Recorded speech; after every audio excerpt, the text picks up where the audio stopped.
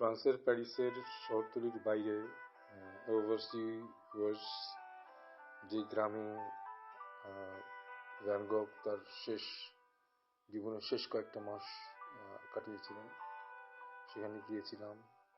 ওর যে সমাধিস্থল, থিও আর ওর কবর, সেই কবর দেখে আসছি। তারপর ও গ্রামের যে পথ ধরে হাঁটাহাঁটি করতে, সেই পথ ধরে হাঁটছি। আশেপাশে ওর যে নৈসর্গিক দৃশ্যগুলি ওকে প্রভাবিত করেছে, সেগুলির সাথে সেই পথের ধুলো মেখেছি।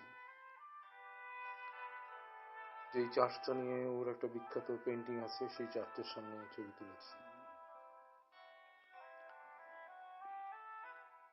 মানে যতভাবে পারা যায় শিল্পী ভ্যান গগকে আমরা ঠিক অল্প সময়ে আমাদের মধ্যে যতটুকু সম্ভব আমরা ধারণ করেছি।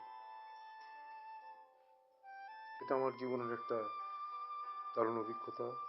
ভ্যান গগ যে বাড়িতে আত্মহত্যা করেছিলেন, সেই বাড়ির সামনে আমি।